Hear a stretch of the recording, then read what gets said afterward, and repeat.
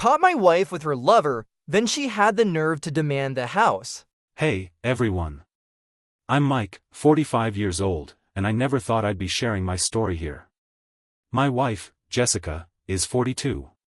We've been together for almost 20 years, married for 17 of them. We were the couple everyone envied, the couple who had it all together. Beautiful house, stable careers, a seemingly perfect life. But the past year has been a living nightmare for me, and I don't know where else to turn. Jessica has always been ambitious and driven. She's built a successful career in marketing, and last year, she got promoted to a director position at one of the biggest firms in our city. It was a huge step up, and I was genuinely proud of her. I supported her every step of the way because I knew how hard she had worked for this. But that promotion, that's when everything started to unravel. She began staying late at work more and more. At first, it made sense. New role, new responsibilities, of course, she'd need time to adjust. But her late nights became the norm. She'd come home well past midnight, sometimes even early in the morning, claiming she had client meetings or important presentations. I didn't question it at first because we've always trusted each other. But then little things started to add up. Her phone, for one, was suddenly off limits. It was always on Do Not Disturb, and she kept it close to her side, even bringing it to the bathroom or keeping it tucked under her pillow. I laughed it off when I first noticed, teasing her about being paranoid. She just shrugged and said, "It's nothing, babe. Just too many work messages. Don't want it to interrupt our time together." She even laughed it off, but there was something in her eyes that made my stomach twist. Then came the business trips. Overnight stays that became more frequent. She'd always text me pictures from her hotel room or send selfies with her colleagues. It all seemed so normal, so perfectly orchestrated. But each time she came back, it felt like she was drifting further away from me. She'd barely talk about her trip or what she did. She'd just say she was tired and needed to sleep. One night, she came back even later than usual. I was sitting on the couch, waiting for her, when she walked in with a tight smile. "Sorry, love, we got caught up celebrating a project milestone," she said and gave me a quick peck on the cheek. I forced a smile back, pretending like everything was fine, but something inside me snapped. That kiss, it was empty, hollow, like a stranger's kiss. That night, I couldn't sleep. I lay awake, staring at the ceiling, thinking about all the changes I'd noticed over the past few months. The late nights, the secrecy, the emotional distance. It was as if the woman I'd loved for 2 decades had become someone I barely knew. When she finally fell asleep, I did something I never thought I'd do. I reached for her phone.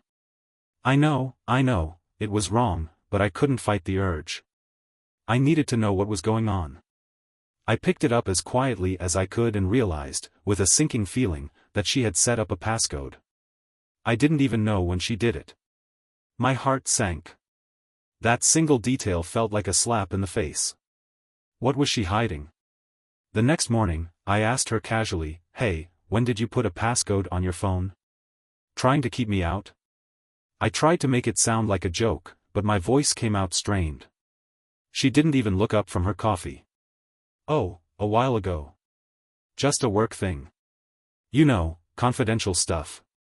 She waved it off like it was nothing. But it wasn't nothing. It felt like a wall had gone up between us, and every time I tried to peek over it, she'd build it higher. I couldn't let it go. That night, I installed a tracking app on her phone while she was in the shower. I hated myself for doing it, but I needed answers. I needed to know if I was crazy or if my worst fears were coming true. It didn't take long to get my answer. The following evening, Jessica told me she was heading to a business dinner. I nodded and smiled like the trusting husband I used to be.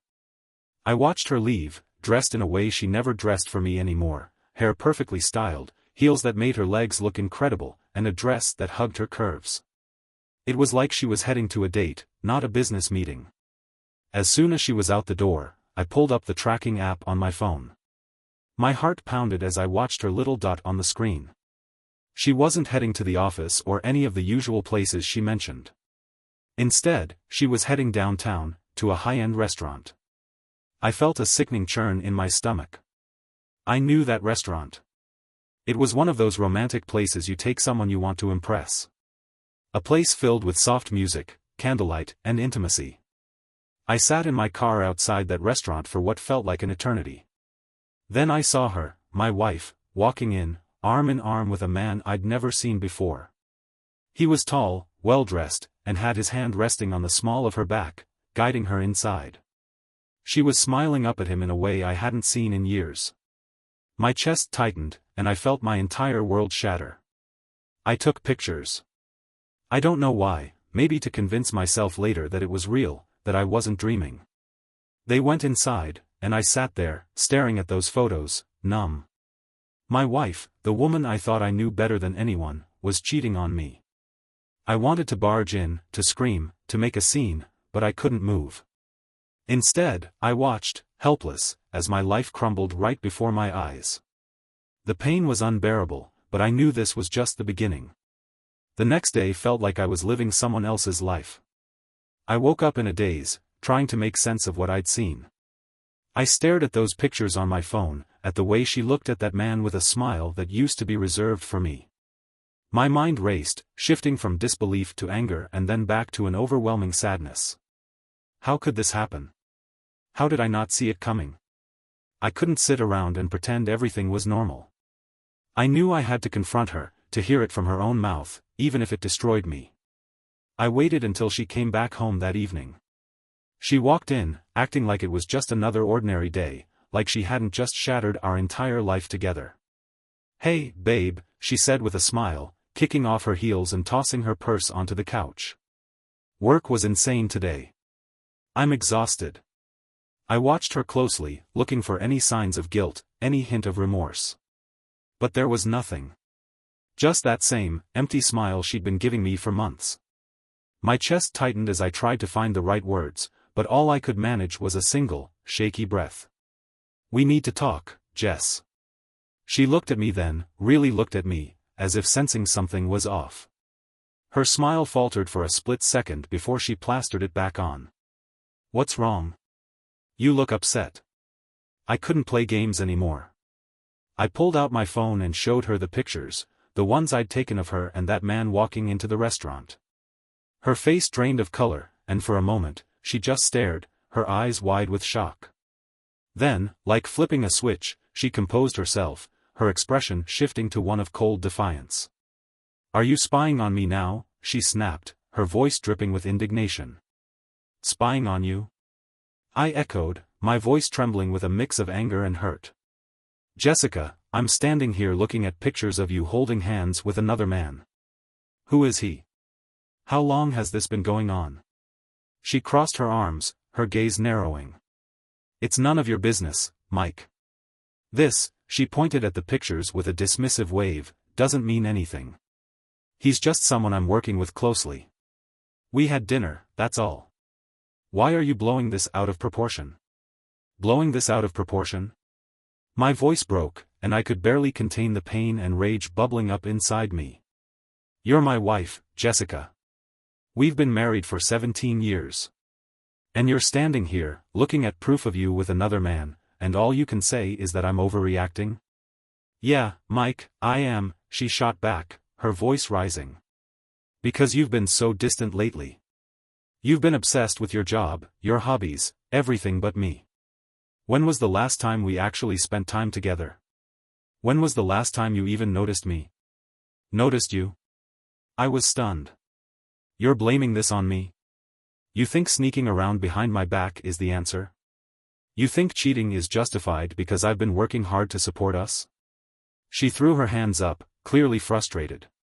"See, this is why I didn't want to say anything. You never listen. It's always about you and how you're feeling. Did you ever stop to think about how I've been feeling? How lonely I've been." "Lonely?" I took a step closer, feeling the heat of anger rising in my chest. "You're lonely, so you find comfort in the arms of some random guy instead of talking to me? Instead of trying to fix things? What happened to us, Jess? What happened is that you stopped being the man I married," she said coldly, her eyes locking onto mine. "You changed, Mike. You became this boring, lifeless version of yourself, and I got tired of waiting for you to snap out of it. Her words felt like knives stabbing into my heart. I couldn't believe what I was hearing. The woman I'd built my life around, the woman I thought I knew better than anyone, was standing here blaming me for her own betrayal. It was surreal, like I was trapped in some twisted nightmare. "Tell me the truth," I whispered, my voice trembling. "Are you in love with him?" Jessica looked away, her jaw tightening. The silence stretched between us, heavy and suffocating. And then, with a sigh, she glanced back at me. "I don't know, Mike. Maybe I am. Maybe I'm not. All I know is that I don't feel anything for you anymore." The ground fell away beneath me. I felt like I was free-falling, spiraling out of control. The woman I'd loved for half my life was telling me, point blank, that she didn't love me anymore. That everything we'd built, every memory, every moment, meant nothing. "Then why didn't you just leave?" I whispered, feeling tears burning at the corners of my eyes. "Why lie? Why cheat? Why not just tell me you were unhappy?" She shook her head, almost looking pitying. "Because, Mike, I didn't want to hurt you. I didn't know how to leave. You've always been so dependent on me, and I didn't want to be the bad guy. But I can't keep doing this. I can't keep pretending." "Pretending?" My voice cracked, and I felt something inside me snap. "You're not just the bad guy, Jessica. You're a coward. You didn't have the guts to be honest, and now you're trying to make me feel guilty for something you did." She opened her mouth to say something, but I didn't let her. I turned on my heel and walked out of the house, slamming the door behind me. I couldn't be in there any longer. I needed air. I needed to think. I needed to get as far away from her as possible before I completely lost it. I got into my car and just drove. I didn't know where I was going, didn't care. The pain, the betrayal, the anger, it all swirled together, suffocating me. I screamed, hitting the steering wheel so hard my knuckles throbbed, but it didn't help. Nothing could take away the feeling of absolute devastation that gripped my heart. Hours passed before I finally pulled over at a deserted parking lot. I sat there, staring blankly at the darkness outside, feeling empty and broken. How had my life turned into this? How had the woman I'd built my world around become a stranger? There was only one thing left to do now. I took a deep breath, wiped the tears from my face, and made the decision that would change everything. Tomorrow, I would contact a lawyer. This marriage, this sham of a relationship, was over. The next morning, I felt numb.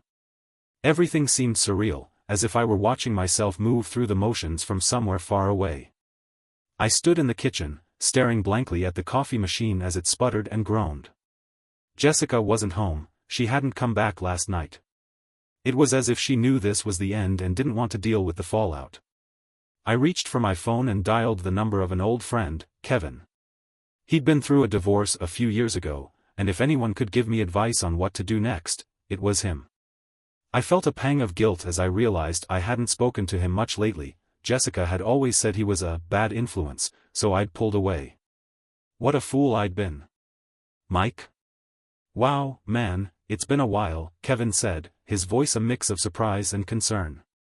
"Everything okay?" "No, Kev," I whispered, the reality crashing down on me again. "It's not. I need help. I think my marriage is over." There was a pause, and I could almost hear him processing what I'd just said. Shit. What happened? I took a deep breath, fighting back the wave of emotions that threatened to overwhelm me again. "She's been cheating on me, Kev. For God knows how long. I caught her last night. It's over. I need to figure out what to do next." He didn't bombard me with questions or advice. Instead, he just listened, letting me spill out everything, how I'd suspected for months, how I'd confronted her, how she'd thrown it all back in my face. By the time I finished, I felt drained but oddly relieved, like a heavy weight had been lifted off my chest. "Mike, I'm so sorry, man. I can't believe she'd do this to you. Look, I know a good lawyer. Helped me with my divorce, got me through some dark times. I can give you his number, and we'll figure out the rest, okay?" Yeah, I murmured, rubbing my forehead. I'll take the number. Thanks, Kev. Really? Don't thank me yet. I'm coming over. You shouldn't be alone right now. I started to protest, but he wouldn't hear it. An hour later, Kevin showed up at my front door with a case of beer and a determined look on his face. We sat in the living room, the silence stretching between us. For the first time in what felt like forever, I wasn't thinking about Jessica. I wasn't thinking about Dan, or the betrayal, or what I'd lost. I was just existing. Listen, Kevin said, breaking the silence, you're gonna get through this. I know it feels like your world's falling apart, but you'll come out stronger on the other side. You've got to focus on you now. Don't let her take more than she already has. He handed me a beer, and I took a long swig, the bitterness settling like a lump in my throat. I don't even know who I am without her, Kev. She's been my whole life for so long. Yeah, but that's on her. You're still you, man. You're still the guy who worked his ass off to give her everything, who stuck by her side no matter what. Don't let her rewrite your story because she's a shitty person. His words hit home. I looked around the house, seeing all the reminders of her, the photos, the little knickknacks she'd collected over the years, the throw pillows she insisted on buying even though we didn't need them. This house was full of her, and I realized that I needed to reclaim it. If I was going to survive this, I needed to take back control. Help me, I said quietly, and Kevin's eyebrows rose. With what? I want to get rid of everything that's hers, I continued, my voice growing stronger. I don't want any reminders of her here. I need to start over. Kevin nodded slowly, a small smile tugging at his lips. Now that's the spirit. Let's do it. We spent the rest of the day boxing up her things. Every item I picked up seemed to hold a memory, but instead of the pain I expected, I felt something else, a sense of closure. This was my way of letting go, of accepting that it was really over. We filled up box after box, stacking them by the front door. By the time we finished, the house felt bare, almost foreign. Jessica had texted me earlier, a curt message asking when she could come by to get her stuff. I hadn't replied, but now I knew what to say. Your things are packed.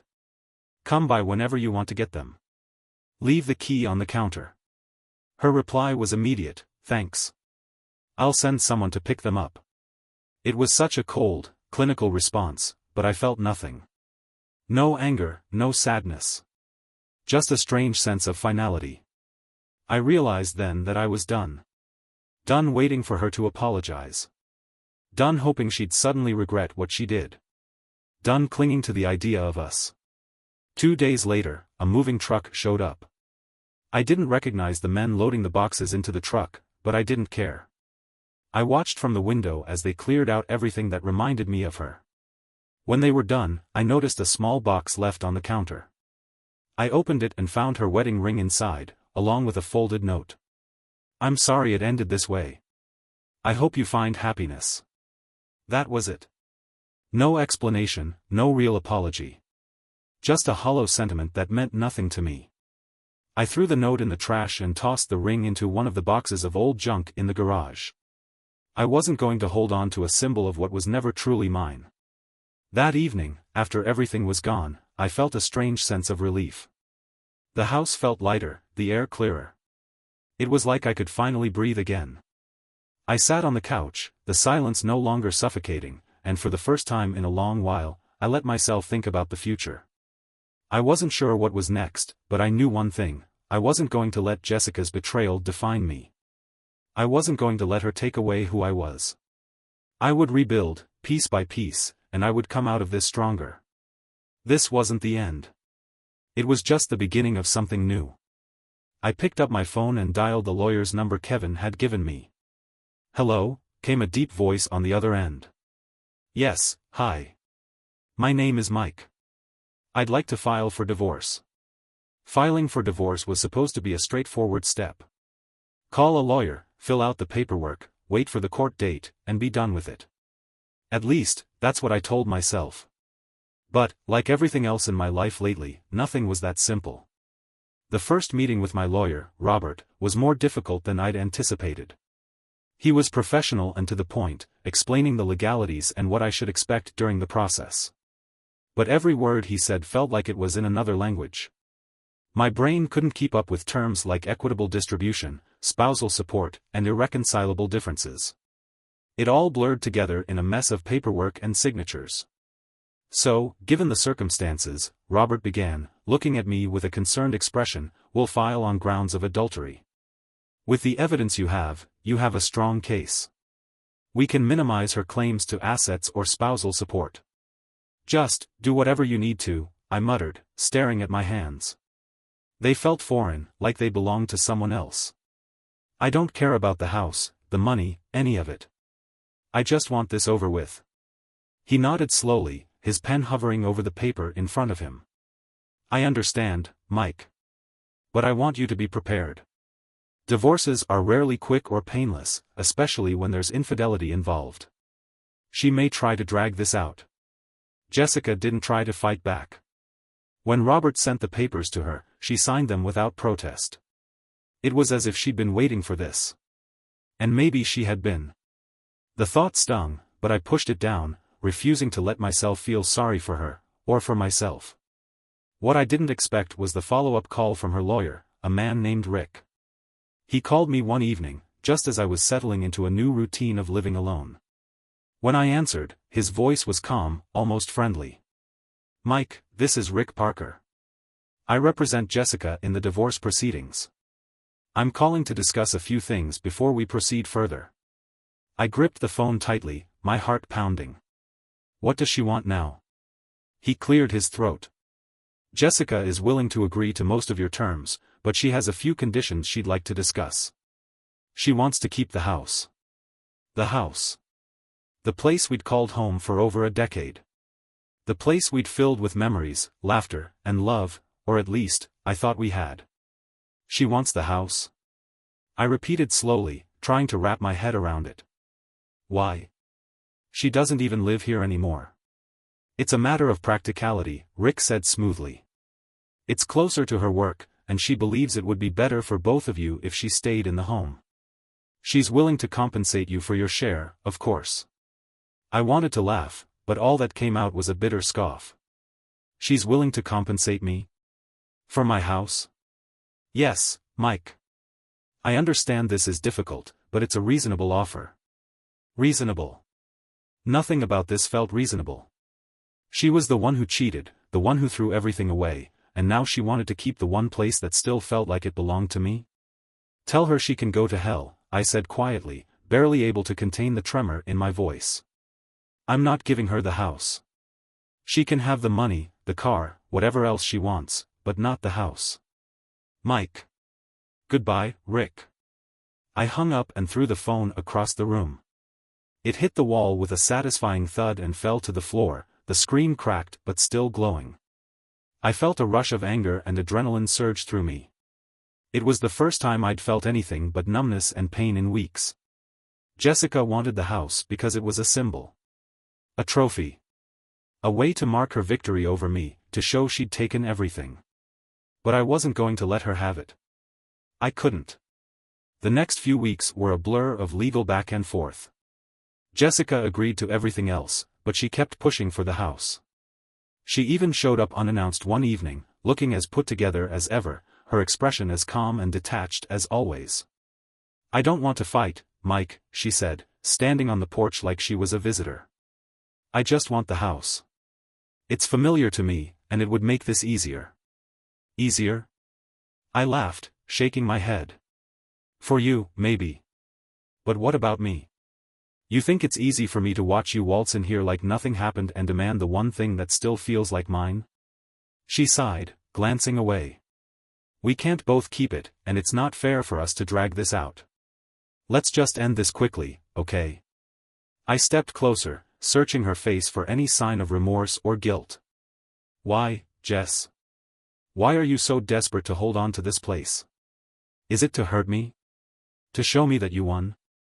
Her eyes hardened. "This isn't about winning or losing, Mike. It's about moving on. And if you really want to move on, you should let this go." "Let it go?" I whispered, my voice breaking. You let us go the moment you slept with him. You let go of everything we built. And now you're standing here, asking me to just let it go? She looked away, and for the briefest second, I thought I saw a flicker of something in her eyes, regret, guilt, pain. But it was gone as quickly as it appeared. Please, Mike, she murmured softly. Let's just move forward. I took a deep breath, the air feeling heavy and thick. I'd thought about it for days, replayed every argument, every piece of advice Robert gave me. The house was just bricks and walls. It wasn't worth destroying myself over. I had to let it go, for my own sake, not for hers. Fine, I said finally, my voice strained. You can have the house. But that's it. Don't ever contact me again. You wanted this, Jess. You wanted him. Now live with your choices. She nodded slowly, as if she'd expected this outcome all along. Without another word, she turned and walked away, disappearing into the night. The next day, I signed the final papers. I watched as Robert sealed them in an envelope, the last remnants of my marriage neatly packed away. You did the right thing, Mike, he said gently. Now it's time to focus on rebuilding your life. Rebuilding. The word felt foreign, like it belonged to someone else. I left the office and drove away, not looking back. Jessica might have gotten the house, but she didn't get me. She didn't get to own my pain or my healing. I didn't know what the future held, but for the first time in months, I felt a flicker of hope. The house was hers now, but my freedom was finally mine. The house was hers, but I didn't feel the crushing defeat I expected. Instead, I felt something new, lightness. Like shedding a heavy coat after trudging through a blizzard for hours. I realized that this wasn't about the house, the furniture, or even the memories attached to those walls. It was about reclaiming who I was, about building a life for myself outside of the ruins of our marriage. I moved into a small, one-bedroom apartment a few miles away. It wasn't much, but it was a fresh start. The first few days were surreal. No framed pictures of us on the walls, no constant reminders of the life I'd left behind. Just me, my thoughts, and a quietness that felt both daunting and liberating. Kevin came over that first weekend. He brought some takeout and a bottle of bourbon, and for the first time in a long while, I actually felt a hint of happiness, like maybe, just maybe, I could rebuild my life from the ground up. Nice place, man, Kevin said, glancing around at the sparse but neat apartment. A bit of a change from the old house, huh? Yeah, I agreed, taking a sip of the bourbon. The burn was welcome, a reminder that I was still alive, still here. It's different. But it's good, you know? Feels like a blank slate. He nodded, his gaze thoughtful. You're handling this better than I expected, to be honest. I thought you'd be holed up in some bar, drinking your way through the pain. I laughed softly. That's what she'd expect, right? For me to fall apart, to be the broken guy who can't move on. But I'm done being the victim. I'm not going to let her win. Not anymore. Damn right, he said, raising his glass. To new beginnings. We clinked glasses, and for the first time in what felt like forever, I allowed myself to look forward, not backward. The weeks turned into months, and I threw myself into rebuilding my life. I started hitting the gym again, something I'd let slip during those dark months of suspicion and betrayal. I focused on work, took on new projects, and even reconnected with old friends Jessica had driven away. I'd lost so much of myself in that relationship, in trying to please her, in being the perfect husband she wanted. But now, it was like discovering myself all over again. One night, as I was scrolling through my phone, I stumbled across a photo of us, Jessica and I, smiling at some beach during a trip we took years ago. I felt that familiar pang of sadness, but it was softer this time, more distant. I stared at the photo for a moment, then deleted it without a second thought. It wasn't about forgetting her. It was about choosing to remember me. I got rid of more pictures, deleted old messages, even threw away a few of her things I'd kept out of habit. Each small action felt like a piece of closure. I wasn't erasing the past, I was making space for my future. And then, one Saturday morning, something unexpected happened.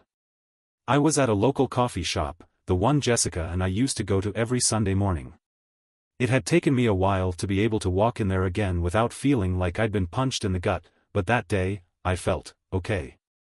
I ordered my usual black coffee and sat down with a book, enjoying the quiet hum of the cafe. A few minutes later, I heard a familiar voice. "Mike?" I looked up and froze.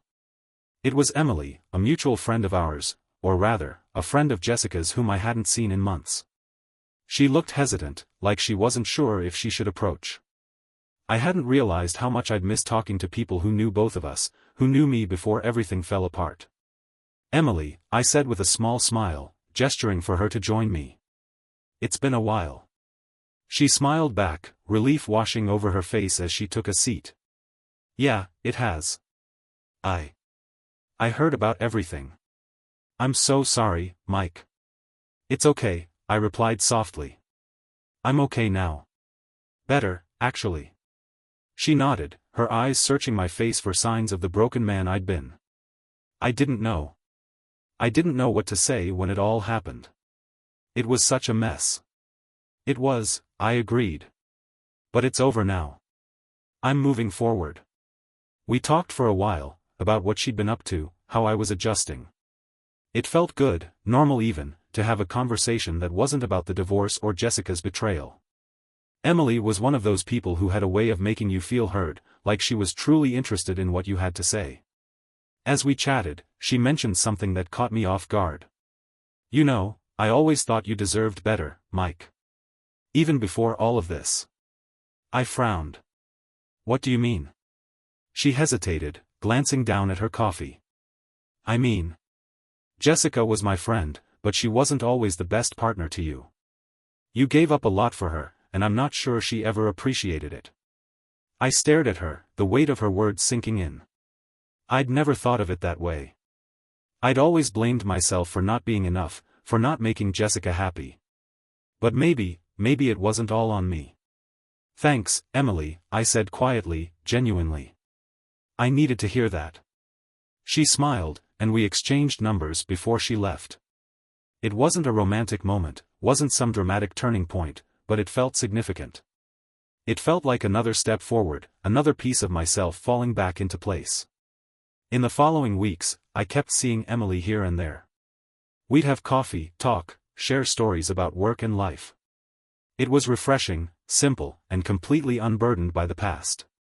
She didn't look at me like I was broken or damaged. She saw me for who I was becoming. One evening, as I walked back to my apartment after a coffee date with Emily, I stopped and looked up at the night sky. It was clear, the stars bright against the inky darkness. For the first time in a long time, I didn't feel weighed down by sadness or regret. Instead, I felt something else, hope. I wasn't fully healed yet, and maybe I never would be. But I was moving forward. One step at a time, one day at a time, I was reclaiming myself, discovering who I was without her. The house was gone. The marriage was gone. But I was still here. And I was finally starting to believe that was enough. This was my story now. My life. And I was ready to see where it would take me next. Time passed, and as the days melted into weeks, I found myself getting used to the silence of my new apartment. It was a silence that no longer felt suffocating, but rather, liberating. With Jessica gone, there was room to think, to breathe, and to finally prioritize myself, something I hadn't done in what felt like forever. I started taking up old hobbies I'd neglected over the years. I dusted off my guitar, the one I used to play on lazy Sunday afternoons before life got too busy. I began learning new songs, plucking the strings until the music filled the empty space. It wasn't much, but it was mine. And that was enough. One Saturday afternoon, I found myself staring at a framed picture I had thrown into a box when I first moved in. It was an old snapshot of me and Jessica during a camping trip years ago, laughing at some inside joke, her hand resting on my shoulder. My first instinct was to shove it back into the box, but then something held me back. Instead, I looked at it carefully, taking in every detail. That smile I wore, it was genuine, unburdened. I remembered that trip, how happy we both seemed. It hadn't been all lies. There had been good moments, true moments. Maybe Jessica had loved me once. But that didn't matter anymore. She wasn't that person now, and I wasn't the man who'd bend over backward to keep her. I set the picture down, no longer seeing it as a painful reminder of what I'd lost, but as a chapter in a book that I'd already closed. That same evening, as I sat with a cup of tea, my phone buzzed with a text message from an unexpected number. It was from Emily. "Hey, Mike. I just saw this really cool art exhibit is opening downtown. Thought it might be fun. Wanna check it out?" My first instinct was to decline. I wasn't sure if I was ready to hang out with someone who'd known both Jessica and me before everything fell apart. But then I remembered how easy it felt talking to Emily, how I hadn't felt judged or pitted in her presence. Maybe it wouldn't hurt to go out, to have fun again. Sure, why not? Sounds like a good time. When? Her reply came instantly, "Tomorrow evening? We can grab dinner after if you're up for it." The old me would have hesitated, overthinking everything. But this time, I simply typed, "Looking forward to it." The next day, I met Emily outside the gallery. She looked different from how I remembered her, lighter, somehow, like she'd shed her own burdens. We walked through the exhibit, commenting on the art, laughing at the pretentious descriptions some pieces had, and talking about everything except Jessica and the past. By the time we sat down for dinner at a nearby bistro, I realized I was actually having a good time. It wasn't forced or awkward, it was natural. I could see in Emily's eyes that she wasn't treating this as a date, nor was I. It was just two old friends reconnecting over shared experiences. "You know," she said, her gaze soft and curious, "you've changed, Mike. There's this calmness about you now. It's nice." I tilted my head, surprised. Calmness? I've felt anything but calm for the past year. She shrugged with a small smile. "I don't know how to describe it. It's like you found a piece of yourself that was missing before. Like you're not holding your breath anymore, waiting for something to go wrong." I thought about her words on the drive home. Was she right? Had I changed that much? It was hard to see it myself, but maybe she was onto something. Maybe, in the midst of all the pain and heartbreak, I'd finally learned how to let go. That night, I slept better than I had in months. As the weeks went by, I saw Emily a few more times. We went to movies, attended a local food festival, even tried a pottery class just for the hell of it. Each time, I felt a little more like myself. It was strange, being around her didn't feel like a replacement for what I'd lost, but more like a rediscovery of the parts of me I'd buried over the years. Then, one evening, something happened that caught me completely off guard. Emily and I were sitting on a park bench, sipping coffee and watching the sunset. We'd been talking about random things, the weird neighbors in our apartment buildings, her disastrous attempt at baking banana bread, my newfound love for reading thrillers. It was so casual, so unassuming. But then she turned to me, her eyes searching mine, and said softly, "You know, you're a really incredible guy, Mike. You deserve someone who sees that." There was no expectation in her voice, no hidden agenda.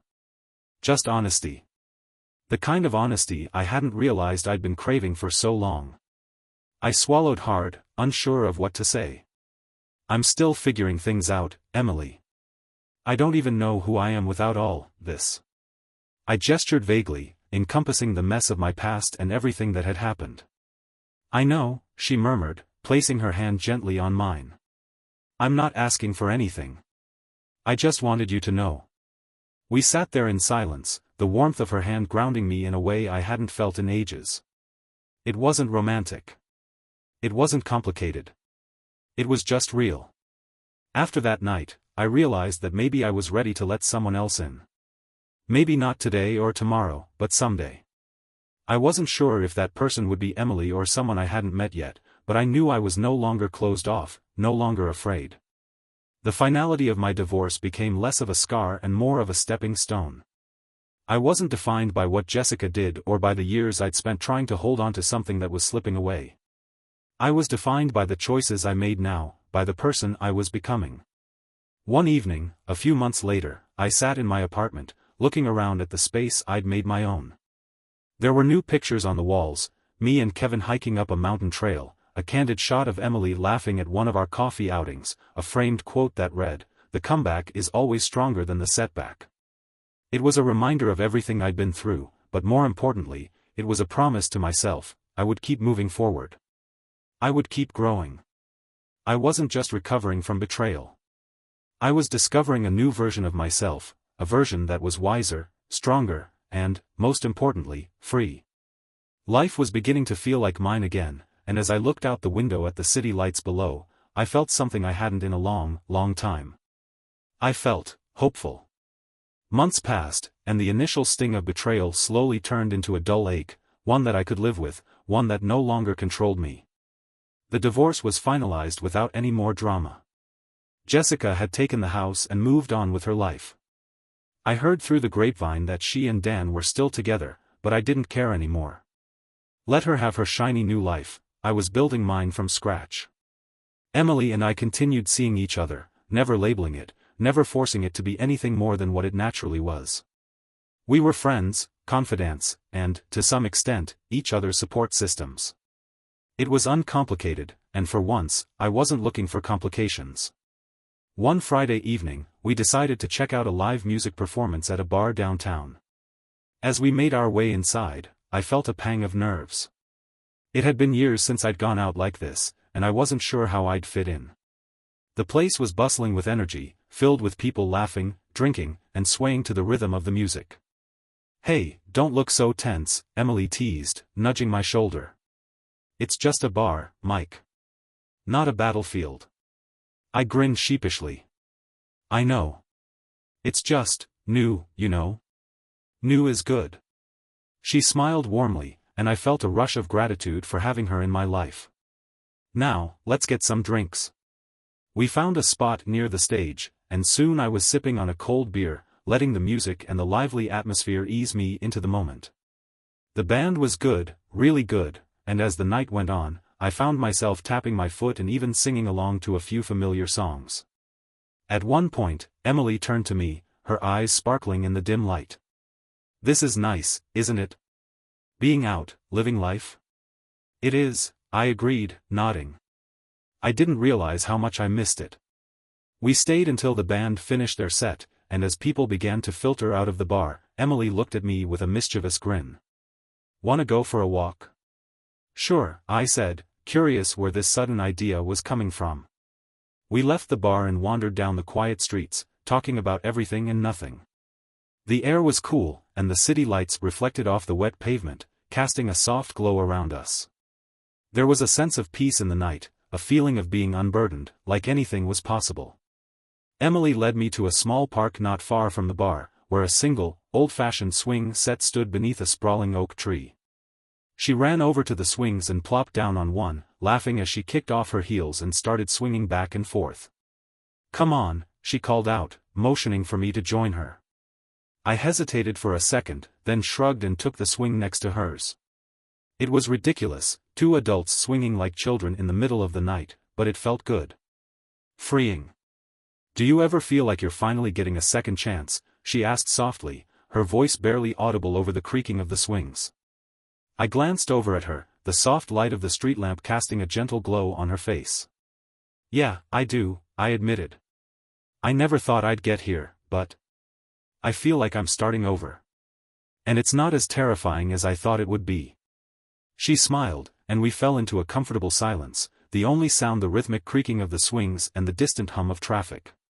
After a while, Emily's gaze shifted to me, something unreadable in her eyes.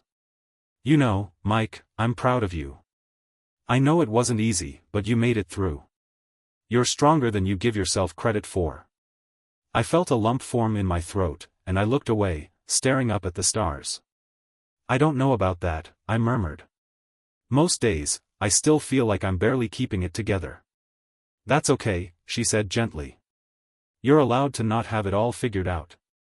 What matters is that you're here. You're living. And you're moving forward." Something shifted in the air between us. I turned to face her, my heart beating a little faster.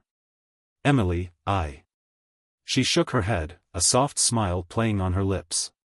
"It's okay, Mike. You don't have to say anything. Just know that I'm here." for whatever comes next. We stayed like that for a while, swinging side by side, neither of us wanting to break the fragile moment. When we finally left the park, we didn't say much on the way back. But I knew, deep down, that something had changed. I wasn't the same broken man I'd been when I first met her again. I was healing, piece by piece, and she was part of that process. The next few weeks felt like a whirlwind of new beginnings. I took up running, joined a local book club, and even enrolled in a cooking class I'd always wanted to try. With each new activity, I felt myself regaining parts of me I thought I'd lost forever. The simple joy of learning, of connecting, of pushing myself beyond the boundaries of my comfort zone. One afternoon, I found myself at a local charity event, a fundraiser for a shelter I'd been volunteering at on weekends. It was a last-minute decision to attend, and I almost turned around when I saw the crowd gathered outside the venue. But then I remembered my promise to myself, to embrace the new, to step forward even when it felt uncomfortable. I stepped inside and started mingling, talking to people, sharing stories. At some point, I noticed a familiar face in the crowd, a colleague from my old job, someone I hadn't spoken to since everything fell apart. "Mike? Is that really you?" he asked, his eyes wide with surprise. "Man, it's been ages. How are you doing?" "I'm good, actually," I said, smiling genuinely. "Better than good, if I'm being honest." We chatted for a while, catching up on life, work, and everything in between. As I talked, I realized something: I wasn't ashamed of my story anymore. I wasn't afraid to share it, to own it. The shame, the anger, the heartbreak, it was all part of who I was now, but it didn't define me. Later that evening, as I looked around at the people laughing, mingling, and sharing their own stories, I felt a sense of pride. I'd made it through the storm. I'd weathered the worst, and now I was standing on the other side, stronger for it. By the time I left the event, I knew what I wanted to do next. It wasn't about Jessica, or Emily, or anyone else. It was about me, about reclaiming my identity and using my experiences to help others who were struggling to find their way. I went home that night and started a blog. I titled it Rebuilding from the Ashes. I wrote about the pain, the betrayal, the process of letting go. I shared my story honestly, openly, not holding back. It was terrifying, but also cathartic. And as I hit publish on that first post, I felt a sense of release. I wasn't just surviving anymore. I was thriving. As I look back now, over a year since my world came crashing down, I realize something powerful. Sometimes, losing everything you thought you needed is the only way to find what you truly deserve. Jessica's betrayal wasn't the end of my life, but the beginning of a new chapter one never knew I needed. The pain I went through, the sleepless nights filled with anger and regret, the moments of self-doubt where I questioned everything about myself, those experiences shaped me in ways I couldn't see back then. I emerged from that darkness not as a broken man, but as someone reborn. Stronger. More resilient. Wiser. One of the biggest lessons I learned is that you can't control how others treat you, but you can control how you respond. Jessica's choices were hers alone, and they don't define my worth. For the longest time, I believed that her infidelity was a reflection of my shortcomings, that if I'd been a better husband, she wouldn't have strayed. But that's not true. Her betrayal wasn't about me, it was about her own inability to face whatever emptiness she felt inside. She chose to escape rather than confront, to betray rather than communicate. Once I let go of the need to blame myself, I began to heal. That was the turning point, the moment I stopped living in the shadow of my past and started stepping into the light of my future. The freedom I felt came not from forgetting, but from forgiving. Not forgiving Jessica, I don't owe her that, but forgiving myself for holding on to something that wasn't mine to carry. Healing doesn't happen overnight. It's not a straight line, but a winding road filled with setbacks and breakthroughs. There were days when I'd feel on top of the world, and others when the loneliness would creep in like an unwelcome guest. But each day, I made a choice, to keep moving forward, no matter how small the steps. Through this journey, I've learned the importance of self-love. I spent so many years pouring everything into someone else, believing that love meant sacrificing my own happiness for theirs. But real love, the kind that lasts and grows, starts within. It's about accepting yourself, flaws and all, and setting boundaries that protect your peace. I found a community of people who've gone through similar struggles. I shared my story, connected with others, and realized I wasn't alone. So many people have walked this path, people who thought their lives were over, only to discover that it was just the beginning of something more beautiful than they could have imagined. If there's one piece of advice I'd give to anyone reading this who's going through the pain of betrayal or loss, it's this: don't let it define you. Don't let someone else's actions determine your self-worth. It's okay to grieve, to be angry, to feel lost. But don't unpack and live in that place. Feel it, acknowledge it, and then let it go. You have the power to create a new life, one filled with purpose and joy. It might not look the way you imagined, but that's the beauty of it. Life's detours often lead us to places we never dreamed we'd go. Embrace the unknown. Trust yourself. And most importantly, know that you're worthy of love, not just from others, but from yourself. Today, I'm grateful for the lessons that pain taught me. I'm thankful for the strength I didn't know I had, for the resilience that grew out of heartbreak, and for the freedom that came with choosing to walk away from a life that no longer served me. I've built something new, a career that fulfills me, friendships that support me, and a sense of self that is unshakable. Jessica may have been a part of my story, but she doesn't define it. Her chapter has ended, and mine continues. I don't know what the future holds, but I'm no longer afraid. I've learned to trust myself, to stand tall, and to embrace whatever comes my way. If I could go back and tell my past self one thing, it would be this: you're going to be okay. Better than okay. One day, you'll look back and realize that losing what you thought you couldn't live without was the best thing that ever happened to you. Because in the end, betrayal didn't break me. It set me free.